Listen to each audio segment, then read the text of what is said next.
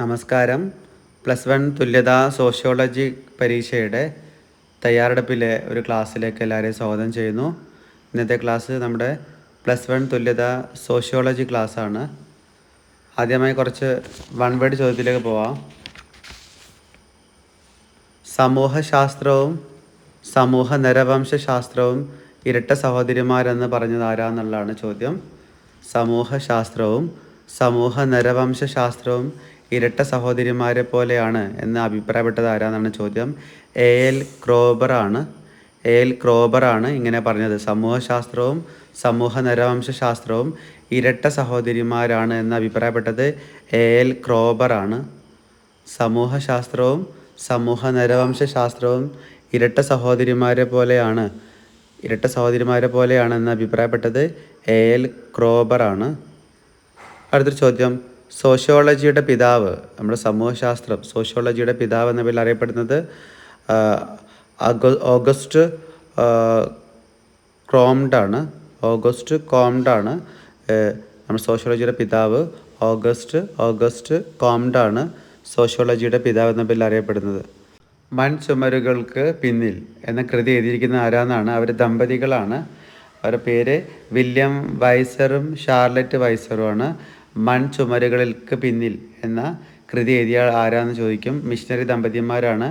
ഭാര്യയും ഭർത്താവുമാണ്. അവർ പേര് പഠിച്ചിരിക്കണം. William വൈസറും Charlotte വൈസറും. മൺചുമരുകൾക്ക്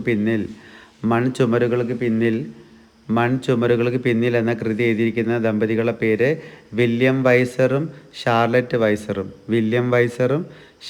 വൈസറുമാണ് മൺചുമരുകൾക്ക് പിന്നിൽ എന്ന കൃതി എഴുതിയിരിക്കുന്നത്. അടുത്ത കൃതി നോക്കാം. ദി ഗോൾഡൻ ബോ എന്ന കൃതി എഴുതിയിരിക്കുന്നത് ജെയിംസ് ഫ്രേസർ ആണ്. ജെയിംസ് ഫ്രേസറിൻ്റെ കൃതി ദി ഗോൾഡൻ ബ്രോ എന്ന കൃതി എഴുതിയിരിക്കുന്നത് ജെയിംസ് ഫ്രേസർ. അടുത്ത ചോദ്യം, ഡോബ്രൈൻ്റെ ദ്വീപുകളിൽ പഠനം നടത്തിയ ശാസ്ത്രജ്ഞൻ ആരാണെന്നാണ് ചോദ്യം. മലിനോവ്സ്കിയാണ്. ഡോബ്രൈൻ്റെ ദ്വീപുകളിൽ പഠനം നടത്തിയ ശാസ്ത്രജ്ഞൻ്റെ പേര് മലിനോവ്സ്കിയാണ്. ഡോബ്രൈൻ്റെ ദ്വീപുകളിൽ പഠനം നടത്തിയ ശാസ്ത്രജ്ഞന് മലിനോവ്സ്കി. സ്ട്രീറ്റ് കോർണർ സൊസൈറ്റി എന്ന ആളുടെ കൃതിയാണ് വില്യം ഫുട്വെയ്റ്റ് ആണ്.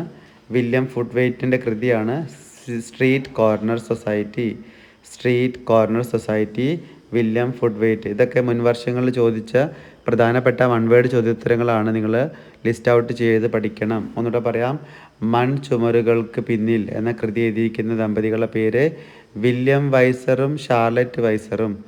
മൺചുമരുകൾക്ക് പിന്നിൽ എന്ന കൃതി എഴുതിയിരിക്കുന്ന മിഷണറി ദമ്പതിമാരുടെ പേര് വില്യം വൈസറും ഷാർലറ്റ് വൈസറും. ദി ഗോൾഡൻ ബോ എന്ന കൃതി എഴുതിയിരിക്കുന്നത് ജെയിംസ് ഫ്രേസർ. ഡോബ്രൈൻ്റെ ദ്വീപുകളിൽ പഠനം നടത്തിയ ശാസ്ത്രജ്ഞൻ മലിനോവ്സ്കിയാണ്. ഡോബ്രൈൻ്റെ ദ്വീപുകളിൽ പഠനം നടത്തിയ ശാസ്ത്രജ്ഞനാണ് മലിനോവ്സ്കി. അടുത്ത വേറൊരു ചോദ്യം, സ്ട്രീറ്റ് കോർണർ സൊസൈറ്റി എന്ന കൃതിയുടെ രചയിതാവാണ് വില്യം ഫുട്വെയ്റ്റ് ആണ്. സ്ട്രീറ്റ് കോർണർ സൊസൈറ്റി എന്ന കൃതിയുടെ രചയിതാവ് വില്യം ഫുട്വെയ്റ്റ് ആണ്. ഇപ്പോൾ നേരത്തെ പറഞ്ഞ ചോദ്യത്തെ വീണ്ടും പറയുന്നു. സമൂഹശാസ്ത്രവും സമൂഹ നരവംശാസ്ത്രവും ഇരട്ട സഹോദരിമാരെന്ന് അഭിപ്രായപ്പെട്ടത് എൽ ക്രോബർ ആണ്. സമൂഹശാസ്ത്രവും സമൂഹ നരവംശാസ്ത്രവും ഇരട്ട സഹോദരിമാരെന്ന് അഭിപ്രായപ്പെട്ടത് എൽ ക്രോബർ ആണെന്ത്? സമൂഹശാസ്ത്രവും സമൂഹ നരവംശാസ്ത്രവും ഇരട്ട സഹോദരിമാരെന്ന് അഭിപ്രായപ്പെട്ടത് എൽ ക്രോബർ ആണ്. പിന്നെ സമൂഹശാസ്ത്രത്തിൻ്റെ പിതാവ് അഗസ്റ്റ് കോംത്താണ് സമൂഹശാസ്ത്രത്തിൻ്റെ പിതാവ്. അഗസ്റ്റ് കോംത്താണ് സമൂഹശാസ്ത്രത്തിൻ്റെ പിതാവ്. അടുത്തൊരു ചോദ്യം നോക്കൂ. ജ്ഞാനോദയകാല ചിന്തകന്മാർ ആരെല്ലാം, അല്ലെങ്കിൽ നവോത്ഥാനകാല ചിന്തകന്മാർ ആരെല്ലാം ചോദിക്കാം. നവോത്ഥാനകാല ചിന്തകന്മാർ അല്ലെങ്കിൽ ജ്ഞാനോദയകാല ചിന്തകന്മാരുടെ പേര്. ഈ നവോത്ഥാന കാലം തന്നെയാണ് ജ്ഞാനോദയകാലം. അപ്പോൾ ആ ജ്ഞാനോദയകാല അല്ലെങ്കിൽ നവോത്ഥാനകാല ചിന്തകന്മാരുടെ പേര് പഠിക്കേണ്ടതുണ്ട്. Rousseau, Voltaire, Montesquieu, Thomas Hobbes, John Locke. Okay, Rousseau, Voltaire, Montesquieu, Thomas Hobbes, John Locke ഇവരൊക്കെയാണ് ജ്ഞാനോദയകാല നവോത്ഥാന ചിന്തകർ. John Locke, Thomas Hobbes, Montesquieu, Voltaire, Rousseau. ജ്ഞാനോദയകാല അല്ലെങ്കിൽ നവോത്ഥാന കാല ചിന്തകരാണ് Rousseau, Voltaire, Montesquieu, Thomas Hobbes, John Locke. ഇവരൊക്കെ എന്താണ്? ജ്ഞാനോദയ കാല അല്ലെങ്കിൽ നവോത്ഥാന കാല ചിന്തകന്മാരുടെ പേരാണ്. ഓക്കെ, അത് ഇമ്പോർട്ടൻ്റ് ആണ്, എഴുതി പഠിക്കണം. പിന്നെ നമ്മളൊരു ഷോർട്ട് എസ്സേ പ്രതീക്ഷിക്കുന്നത് വ്യവസായവൽക്കരണത്തിൻ്റെ അനുകൂലവും പ്രതികൂലവുമായ പ്രത്യാഘാതങ്ങൾ അല്ലെങ്കിൽ ഗുണങ്ങളും ദോഷങ്ങളുമാണ്. ഷോർട്ട് എസ്സേ പ്രതീക്ഷിക്കുന്ന ഒരു ചോദ്യമാണ് വ്യവസായവൽക്കരണത്തിൻ്റെ ഗുണങ്ങൾ അല്ലെങ്കിൽ ദോഷങ്ങൾ അല്ലെങ്കിൽ അനുകൂലവും പ്രതികൂലവുമായ കാര്യങ്ങളൊക്കെ ചോദിക്കാം. വ്യവസായവൽക്കരണത്തിൻ്റെ അനുകൂലവും പ്രതികൂലവുമായ പ്രത്യാഘാതങ്ങളാണ് ചോദ്യം. അപ്പോൾ നമ്മളത് ബോക്സാക്കി വരച്ച് എഴുതണം. ആദ്യത്തേൽ അനുകൂലം, രണ്ടാമത്തേൽ പ്രതികൂലം, അല്ലെങ്കിൽ ആദ്യത്തേൽ ഗുണങ്ങൾ, രണ്ടാമത്തേൽ ദോഷങ്ങൾ പറഞ്ഞ് എഴുതിയിട്ട് നമ്മൾ ലിസ്റ്റ് ഔട്ട് ചെയ്ത് പഠിക്കണം. ചോദ്യം ഒന്ന് ഒരിക്കൽ കൂടി, വ്യവസായവൽക്കരണത്തിൻ്റെ അനുകൂലവും പ്രതികൂലവും അല്ലെങ്കിൽ ഗുണങ്ങളും ദോഷങ്ങളും അല്ലെങ്കിൽ പ്രത്യാഘാതങ്ങളാണ് ചോദിച്ചിരിക്കുന്നത്. അപ്പോൾ നമ്മൾ ഗുണങ്ങൾ എഴുതാം. ആദ്യം എഴുതുന്നത് മുതലാളിത്ത വ്യവസ്ഥയുടെ ആവിർഭാവം, വൻകിട ഉൽപ്പാദനം, പുതിയ സാമ്പത്തിക ക്രമം, സാമ്പത്തിക വളർച്ച, നഗര വളർച്ച, ഫാക്ടറികളുണ്ടാവും, ജീവിത നിലവാരം വർദ്ധിക്കും, സാങ്കേതികവിദ്യയുടെ അറിവ് വർദ്ധിക്കും, സാങ്കേതികവിദ്യയുടെ ഉപയോഗം വർദ്ധിക്കും. ഇതൊക്കെയാണ് എന്ത്? ഗുണങ്ങൾ. എന്തിൻ്റെ ഗുണങ്ങളാണ്? വ്യവസായവൽക്കരണത്തിൻ്റെ ഗുണങ്ങൾ. അതുകൊണ്ട് പറയാം മുതലാളിത്ത വ്യവസ്ഥിതിയിലുള്ള ആവിർഭാവം. ഒരുപാട് മുതലാളിത്ത വ്യവസ്ഥ സിസ്റ്റം വരും. പിന്നെ വൻകിട ഉൽപ്പാദനം നടക്കും, ഒരുപാട് വൻകിട ഉൽപ്പാദനം ഉണ്ടാവും. പുതിയ സാമ്പത്തിക ക്രമങ്ങൾ വരുന്നു, സാമ്പത്തിക വളർച്ച ഉണ്ടാകുന്നു, നഗരം വളർച്ച, ഫാക്ടറികളുടെ ആവിർഭാവം, ജീവിത നിലവാരം കൂടുന്നു, സാങ്കേതികവിദ്യയുടെ അറിവും ഉപയോഗം കൂടുന്നു. ഇതൊക്കെ എന്താണ്? വ്യവസായവൽക്കരണത്തിൻ്റെ ഗുണങ്ങളാണ് അല്ലെങ്കിൽ അനുകൂല ഘടകങ്ങളാണ് അല്ലെങ്കിൽ ഗുണങ്ങളാണ്. അടുത്ത പറയുന്നത് വ്യവസായവൽക്കരണത്തിൻ്റെ പ്രതികൂലം അല്ലെങ്കിൽ ദോഷങ്ങളാണ് പറയുന്നത്. അപജയം, എല്ലാ മേഖലയിൽ നിന്നുണ്ടാവും, അപജയം ഉണ്ടാവും, തൊഴിൽ അപജയം ഉണ്ടാകുന്നു. പിന്നെ ലാഭം മാത്രം ലക്ഷ്യമാക്കിയിട്ടുള്ളതാണെന്ത് ഈ വ്യവസായവൽക്കരണത്തിൻ്റെ പ്രതികൂലം അല്ലെങ്കിൽ ദോഷങ്ങൾ എന്താണ്? ഒന്ന് തൊഴിൽ അപജയം ഉണ്ടാകുന്നു, ലാഭം മാത്രം ലക്ഷ്യമാക്കുന്നു, ലക്ഷ്യമാണെന്ത് ഒരു ദോഷം. വ്യവസായവൽക്കരണത്തിൻ്റെ ഒരു ദോഷമാണ് എന്ത്? ലാഭം മാത്രം ലക്ഷ്യമായി വരുന്നു. പിന്നെ തൊഴിൽ യാന്ത്രികമായി മാറുന്നു. നഗരത്തിലാണെങ്കിൽ ചേരികളുടെ ഉത്ഭവം ഉണ്ടാകുന്നു, ചേരികളുണ്ടാകുന്നു. ചേരികൾ പറഞ്ഞാൽ അറിയാമല്ലോ, ആളുകൾ തിങ്ങി താമസിക്കുന്ന സ്ഥലമാണ് ചേരികൾ. അപ്പോൾ ചേരികളുടെ ഉത്ഭവം. പിന്നെ തൊഴിലും തൊഴിലാളിയും തമ്മിലുള്ള ബന്ധം ഇല്ലാതാവുന്നു. പിന്നെ ക്ലോക്ക് കേന്ദ്രീകൃതമാവുന്നു ജീവിതം. കാർൽ മാർക്സ് അഭിപ്രായപ്പെട്ടിട്ടുണ്ട് ഒരു കാരാഗ്രഹമാണെന്നാണ് പറഞ്ഞത്. വ്യവസായവൽക്കരണം എന്താണ്? അതിൻ്റെ ദോഷം എന്താണ്? അതൊരു കാരാഗ്രഹം, ഒരു ജയിലിനെ പോലെയാണ്. കാരണം തൊഴിലാളികൾ എപ്പോഴും എന്ത് ചെയ്യുന്നു? ക്ലോക്ക് കേന്ദ്രീകൃതമാണ്, ടൈം ടു ടൈമാണ്. ക്ലോക്ക് കേന്ദ്രീകൃതം എന്നുള്ളതും എന്താണ്? ഒരു ദോഷമാണ് വ്യവസായവൽക്കരണത്തിൻ്റെ. അത് ഈ വ്യവസായവൽക്കരണം ക്ലോക്ക് കേന്ദ്രീകൃതമാണ് അല്ലെങ്കിൽ ഒരു കാരാഗ്രഹമാണെന്ന് അഭിപ്രായപ്പെട്ടത് കാർൽ മാർക്സ് ആണ്. നമുക്കിവിടെ സൂചിപ്പിക്കാം, വ്യവസായവൽക്കരണം ക്ലോക്ക് കേന്ദ്രീകൃതമാണ് അല്ലെങ്കിൽ കാരാഗ്രഹമാണെന്ന് അഭിപ്രായപ്പെട്ടത് കാർൽ മാർക്സ് ആണ്. അപ്പോൾ ഇതൊക്കെ എന്താണ്? ദോഷങ്ങളാണ്. ഒന്നുകൂടെ പറയാം, ദോഷങ്ങൾ: തൊഴിൽ അപജയം, ലാഭം മാത്രം ലക്ഷ്യമാക്കി പ്രവർത്തിക്കുന്നു, തൊഴിൽ യാന്ത്രികമായി മാറുന്നു, ചേരികളുടെ ഉത്ഭവം, തൊഴിലും തൊഴിലാളിയും തമ്മിലുള്ള ബന്ധം ഇല്ലാതാവുന്നു, ക്ലോക്ക് കേന്ദ്രിതമാവുന്നു. അല്ലെങ്കിൽ വ്യവസായ വിപ്ലവത്തിന് എന്ത് ചെയ്യുന്നു? ക്ലോക്ക് കേന്ദ്രിതമാണ്. ഇത് ഒരു കാരാഗ്രഹത്തിന് പോലെയാണ്. ഇതൊക്കെയാണ് എന്ത്? വ്യവസായവൽക്കരണത്തിൻ്റെ അനുകൂലവും പ്രതികൂലവുമായ പ്രത്യാഘാതങ്ങൾ അല്ലെങ്കിൽ വ്യവസായവൽക്കരണത്തിൻ്റെ ഗുണങ്ങൾ ദോഷങ്ങൾ. രണ്ട് രീതിയിൽ ചോദ്യം ചോദിക്കാം. വ്യവസായവൽക്കരണത്തിൻ്റെ ഗുണങ്ങളും ദോഷങ്ങളും ചോദിക്കാം, അല്ലെങ്കിൽ വ്യവസായവൽക്കരണത്തിൻ്റെ അനുകൂലവും പ്രതികൂലവുമായ പ്രത്യാഘാതങ്ങൾ ചോദിച്ചാൽ ഇതിനെ ഇത്ര എഴുതേണ്ടത്. രണ്ട് ബോക്സാക്കി ഇങ്ങോട്ട് എഴുതാം, അല്ലെങ്കിൽ ആദ്യത്തെ ഒന്ന് ഗുണങ്ങൾ എഴുതിയിട്ട് പിന്നെ ദോഷങ്ങൾ എഴുതാം. ഓക്കെ, ഈ വോയിസ് ആവർത്തിച്ച് കേൾക്കുക, നോട്ട് എഴുതി പഠിക്കുക, ഇമ്പോർട്ടൻ്റ് ആണ്. ഇത് മുൻ വർഷങ്ങളൊക്കെ ചോദിച്ച ഷോർട്ട് എസ്സേ ആണ് വ്യവസായവൽക്കരണത്തിൻ്റെ അനുകൂലവും പ്രതികൂലവുമായ പ്രത്യാഘാതങ്ങൾ. അടുത്തൊരു ചോദ്യത്തിലേക്ക് പോവാം. എന്താണ് പങ്കാളിത്ത നിരീക്ഷണം. പങ്കാളിത്ത നിരീക്ഷണം എന്നുള്ള ചോദ്യം ഒരു 4 മാർക്കിൻ്റെ ചോദ്യമായിട്ട് ചോദിക്കാം. പങ്കാളിത്ത നിരീക്ഷണം ഗവേഷണ വിഷയത്തിൽ പഠന വിധേയമാക്കുന്നതിന് ജനങ്ങളോടൊപ്പം അവരിലൊരാളായി ദീർഘകാലം ജീവിച്ച് പഠനം നടത്തുന്ന രീതിയാണെന്ത്? പങ്കാളിത്ത നിരീക്ഷണം. അപ്പം നമുക്ക് ഏതെങ്കിലും ഒരു ആദിവാസി വിഭാഗത്തെക്കുറിച്ച് അറിയണമെങ്കിൽ നമ്മൾ എന്ത് ചെയ്യുന്നത്, അവരുടെ ജീവിത രീതിയെക്കുറിച്ച് മനസ്സിലാക്കണമെങ്കിൽ നമ്മൾ എന്ത് ചെയ്യും, അവരോടൊപ്പം താമസിച്ച് പഠിക്കണം. നമ്മൾ ഒരു വയനാട്ടിൽ എവിടെയെങ്കിലുമൊക്കെ പോയിട്ട് എന്ത് ചെയ്യണം, ആദിവാസി വിഭാഗത്തോടൊപ്പം ചേർന്ന് താമസിച്ച് അവിടെ എല്ലാ കാര്യങ്ങളും മനസ്സിലാക്കി പഠിക്കണം. അതാണ് എന്ത്? പങ്കാളിത്ത നിരീക്ഷണം. പേരിൽ തന്നെ ഉണ്ട് പങ്കാളിത്ത നിരീക്ഷണം.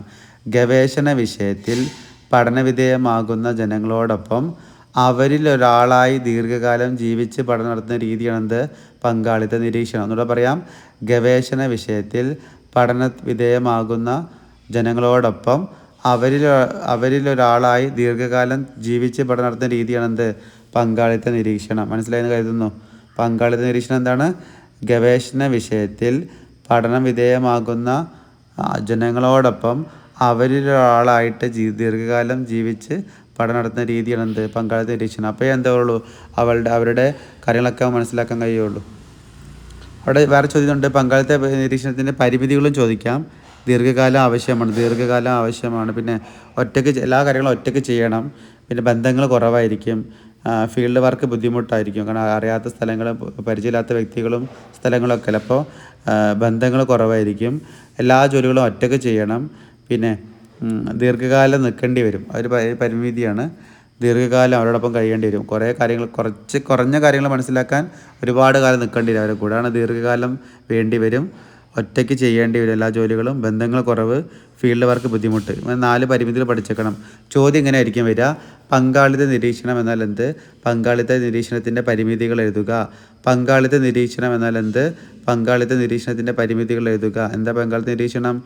ഗവേഷണ വിഷയത്തിൽ പഠനവിധേയമാക്കുന്ന ജനങ്ങളോടൊപ്പം അവരിലൊരാളായി ദീർഘകാലം ജീവിച്ച് പഠനം നടത്തുന്ന രീതി, അതാണെന്ത്? പങ്കാളിത്ത നിരീക്ഷണം. ഇനി എന്താണ് പരിമിതികൾ? എന്തൊക്കെയാണ് അതിൻ്റെ? ദീർഘകാലം വേണം, സമയം ദീർഘകാലം വേണം. പിന്നെ എല്ലാ ജോലികളും ഒറ്റയ്ക്ക് ചെയ്യണം. ബന്ധങ്ങൾ വളരെ കുറവായിരിക്കും. ഫീൽഡ് വർക്ക് ബുദ്ധിമുട്ടാവും. അറിയാത്ത സ്ഥലങ്ങളായതുകൊണ്ട് തന്നെ ഫീൽഡ് വർക്ക് വളരെ ബുദ്ധിമുട്ടാവും. ഇതാണെന്ത്? പങ്കാളിത്ത നിരീക്ഷണവും പങ്കാളിത്ത നിരീക്ഷണത്തിൻ്റെ പരിമിതികളും. അഭിമുഖം എന്നാൽ എന്താ ചോദിക്കുന്നത്? അഭിമുഖം എന്താ? വാമൊഴിയായി വിവരങ്ങൾ ശേഖരിക്കുന്ന രീതിയാണ് എന്താ? അഭിമുഖം. ഇൻ്റർവ്യൂ എന്താ? ഇൻ്റർവ്യൂ പറഞ്ഞാൽ എന്താ? അഭിമുഖം എന്ന് പറഞ്ഞാൽ എന്താണ്? വാമൊഴിയായി വിവരങ്ങൾ ശേഖരിക്കുന്ന രീതിയാണ് അഭിമുഖം. വാമൊഴിയായി വിവരങ്ങൾ ശേഖരിക്കുന്ന രീതിയാണ് അഭിമുഖം. അഭിമുഖം പഠിച്ചല്ലോ. വാമൊഴിയായി വിവരങ്ങൾ ശേഖരിക്കുന്ന രീതിയാണ് അഭിമുഖം. അഭിമുഖ രീതി 2 ഉണ്ട്. ചിട്ടപ്പെടുത്തിയതുണ്ട്, ചിട്ടപ്പെടുത്താത്തതുണ്ട്. അഭിമുഖ രീതി 2ആയി തിരിക്കാം. ചിട്ടപ്പെടുത്തിയത്, ചിട്ടപ്പെടുത്താത്തത്. ചിട്ടപ്പെടുത്തിയത് എന്തായിരിക്കും? ഔപചാരികമായിരിക്കും. നമുക്ക് എന്ത് ചെയ്യാം? ഒഫീഷ്യലായിട്ട് മാത്രമേ ചോദിക്കാൻ പറ്റുള്ളൂ. ഓക്കെ. എന്നാൽ ചിട്ടപ്പെടുത്താത്തത് എന്താണ്? അനൗപചാരികമാണ്. നമുക്ക് എന്തും ചെയ്യാം, ചോദിക്കാം അവരോട്. അപ്പോൾ നമ്മൾ ഒരാളോട് ഇൻ്റർവ്യൂ ചെയ്യുമ്പോൾ ആ ഇൻ്റർവ്യൂക്ക് 2 രീതിയുണ്ട്. ചിട്ടപ്പെടുത്തിയതുണ്ട്, ചിട്ടപ്പെടുത്താത്തതുണ്ട്. ചിട്ടപ്പെടുത്തിയത് എന്തായിരിക്കും? ഔപചാരികമായിരിക്കും. അതിൽ നമ്മൾ എന്ത് ചെയ്യുന്നത്? കൃത്യമായ കാര്യങ്ങൾ അവിടെ നേരത്തെ ചോദിച്ച് ആവശ്യപ്പെട്ട് മനസ്സിലാക്കി വേണം ചോദ്യങ്ങൾ തയ്യാറാക്കാൻ. അതിൽ നിന്ന് മാത്രമേ ചോദ്യങ്ങൾ ചോദിക്കാവൂ എന്നൊക്കെയുള്ള അങ്ങനെ ഒരു ഒഫീഷ്യൽ ടച്ച് ഉണ്ടാവും. ഔപചാരികമായിരിക്കും എന്ത്? ചിട്ടപ്പെടുത്തിയ ഇൻ്റർവ്യൂ, ചിട്ടപ്പെടുത്തിയ അഭിമുഖം. എന്നാൽ ചിട്ടപ്പെടുത്താത്തത് എന്താണ്? ചിട്ടപ്പെടുത്താത്ത അഭിമുഖം അനൗപചാരിക. നമുക്ക് എന്തായിട്ട് എന്ത് ചെയ്യാം? അവരോട് സോഷ്യലായിട്ട് എന്തും ചോദിക്കാൻ പറ്റും. ആണെന്ത്? ചിട്ടപ്പെടുത്താത്തത്. അത് മുൻകൂട്ടി തയ്യാറാക്കുന്നതല്ല. അത് ആ സമയത്ത് സിറ്റുവേഷൻ അനുസരിച്ച് നമുക്ക് ചോദ്യങ്ങളിൽ നിന്ന് ചോദ്യങ്ങളിലേക്ക് ഉപചോദ്യങ്ങളിലേക്കൊക്കെ പോകാവുന്നതാണ്.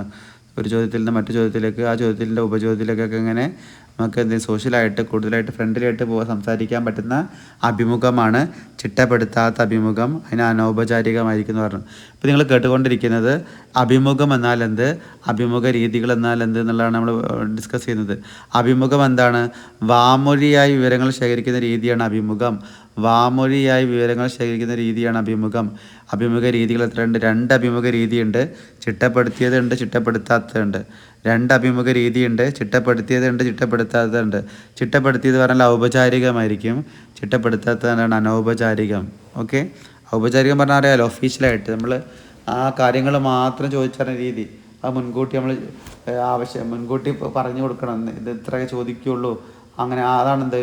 ഭയങ്കര ഒഫീഷ്യൽ ടച്ച് അതുള്ളതാണെന്ത്? ചിട്ടപ്പെടുത്തിയ ഔപചാരികം എന്ന് പറയുന്നത്. ചിട്ടപ്പെടുത്താത്തത് അനൗപചാരികമാണ്. നമുക്ക് എന്തായാലും ഫ്രാങ്കായിട്ട് ഒഫീഷ്യലായിട്ട് നമുക്ക് എന്തായാലും ഫ്രണ്ട്ലിയായിട്ട് ചോദിക്കുകയാണ് എന്ത് ചിട്ടപ്പെടുത്താത്തത്, അത് അനൗപചാരികമായിരിക്കും. ഇപ്പോൾ നമ്മൾ പങ്കാളിത്ത നിരീക്ഷണം പഠിച്ചു, അതിലെ പരിമിതികൾ പഠിച്ചു. പങ്കാളിത്ത നിരീക്ഷണം പഠിച്ചു, പങ്കാളിത്ത നിരീക്ഷണത്തിൻ്റെ പരിമിതികൾ പഠിച്ചു. അടുത്ത ചോദ്യമാണ് രണ്ട് ഭാഗം കാണാറുണ്ട്. വസ്തുനിഷ്ഠത എന്നാൽ എന്ത്? വസ്തുനിഷ്ഠത എന്നാൽ എന്ത്? ആ പേരിലുണ്ട് വസ്തുനിഷ്ഠത. മുൻവിധികളില്ലാതെ നിഷ്പക്ഷമായ വസ്തുതകളെ മാത്രം അടിസ്ഥാനമാക്കിയുള്ള സമീപന രീതിയാണ് വസ്തുനിഷ്ഠത.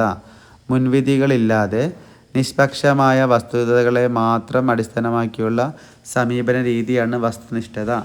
ആ പേരിലുണ്ട് വസ്തുനിഷ്ഠമായിരിക്കും, കൃത്യമായിരിക്കും, ഒരു മുൻവിധിയും ഉണ്ടാവില്ല. നിഷ്പക്ഷമായ വസ്തുതകളെ മാത്രം അടിസ്ഥാനമാക്കിയുള്ള സമീപന രീതിയാണ് വസ്തുനിഷ്ഠത. നമ്മൾ പറയാം വസ്തുനിഷ്ഠത മുൻവിധികളില്ലാതെ നിഷ്പക്ഷമായ വസ്തുതകളെ മാത്രം അടിസ്ഥാനമാക്കിയുള്ള സമീപന രീതിയാണ് വസ്തുനിഷ്ഠത. വസ്തുനിഷ്ഠതയുടെ നേരെ ഓപ്പോസിറ്റാണ് എന്ത്? ആത്മനിഷ്ഠത. അതിൽ നമുക്ക് ഒരുപാട് കൂട്ടിച്ചേർക്കലാവാം. അതിൽ യാതൊരു മുൻവിധിയും ഉണ്ടാവില്ല, ഒരു നിഷ്പക്ഷതയും ഉണ്ടാവില്ല. അതാണ് എന്ത്? ആത്മനിഷ്ഠത. അപ്പോൾ അത് ഓപ്പോസിറ്റ് പഠിച്ചാൽ മതി. വസ്തുനിഷ്ഠതയുടെ ഓപ്പോസിറ്റാണ് ആത്മനിഷ്ഠത. വസ്തുനിഷ്ഠതയുടെ ഓപ്പോസിറ്റാണ് ആത്മനിഷ്ഠത. എന്താ വസ്തുനിഷ്ഠത? മുൻവിധികളില്ലാതെ നിഷ്പക്ഷമായ വസ്തുതകളെ മാത്രം അടിസ്ഥാനമാക്കിയുള്ള സമീപന രീതിയാണ് വസ്തുനിഷ്ഠത. വെള്ളം ചേർക്കാൻ പാടില്ല, കൃത്യമായ കാര്യങ്ങൾ മാത്രമാണ്, ഒരു മുൻവിധിയും പാടില്ല. നമ്മുടെ അഭിപ്രായമോ നമ്മുടെ ചിന്തകളോ നമ്മുടെ കാര്യങ്ങളൊന്നും അതിൽ ഉൾപ്പെടുത്താൻ പാടില്ല, ഒരു മുൻവിധിയും ഉണ്ടാകാൻ പാടില്ല. മുൻവിധികളില്ലാതെ നിഷ്പക്ഷമായ വസ്തുതകളെ മാത്രം അടിസ്ഥാനമാക്കിയുള്ള സമീപന രീതിയാണ് വസ്തുനിഷ്ഠത. അത് മുൻവർഷങ്ങളൊക്കെ ചോദിച്ചിട്ടുണ്ട്, ഇമ്പോർട്ടൻ്റ് ആണ്. വസ്തുനിഷ്ഠതയും പഠിക്കണം. അതോടെ അതിൻ്റെ ഓപ്പോസിറ്റാണ് എന്ത്? ആത്മനിഷ്ഠത. ആത്മനിഷ്ഠ എന്താണ്? നമുക്ക് എന്ത് ചെയ്യാം? കൂട്ടിച്ചേർക്കലാവാം. ഒരു മുൻവിധി വേണമെന്നില്ല, നിഷ്പക്ഷത വേണമെന്നില്ല. നമ്മുടെ അഭിപ്രായങ്ങൾ നമ്മുടെ ചിന്തകളൊക്കെ കടന്നു വരാം. നമ്മുടെ അഭിപ്രായവും നമ്മുടെ ചിന്തകളൊക്കെ കടന്നു വരുന്ന സമീപന രീതിയാണ് എന്ത്? ആത്മനിഷ്ഠത. ആദ്യം വസ്തുനിഷ്ഠ പഠിക്കുക, പിന്നെ ആത്മനിഷ്ഠ പഠിക്കുക. ആത്മനിഷ്ഠ മറ്റേ വസ്തുനിഷ്ഠത. ക്ലിയർ ആയല്ലോ? വസ്തുനിഷ്ഠതയും ആത്മനിഷ്ഠയും. എന്താ വസ്തുനിഷ്ഠത? മുൻവിധികളില്ലാതെ നിഷ്പക്ഷമായ വസ്തുതകളെ മാത്രം അടിസ്ഥാനമാക്കിയുള്ള സമീപന രീതിയാണ് വസ്തുനിഷ്ഠത. എന്നാൽ വസ്തുനിഷ്ഠതയുടെ എന്താണ് ഓപ്പോസിറ്റ്, അതിൻ്റെ വിപരീതമാണ് എന്ത്? ആത്മനിഷ്ഠത. അങ്ങനെ പറയും. മുൻവിധികളോടെ നമ്മുടെ അഭിപ്രായങ്ങളും വിചാരങ്ങളൊക്കെ ചേർത്തുകൊണ്ട് ഒട്ടും നിഷ്പക്ഷമല്ലാത്ത വസ്തുതകളെ അടിസ്ഥാനമാക്കിയുള്ള സമീപന രീതിയാണ് എന്ത്? ആത്മനിഷ്ഠ. അപ്പോൾ ആ വസ്തുനിഷ്ഠയും ആത്മനിഷ്ഠയും എന്ത് ചെയ്യണം? പഠിക്കണം. അടുത്തൊരു ചോദ്യം, സമൂഹശാസ്ത്ര ഗവേഷണങ്ങളിൽ വസ്തുനിഷ്ഠത നിലനിർത്താനുള്ള ബുദ്ധിമുട്ടുകൾ ചോദിക്കാം.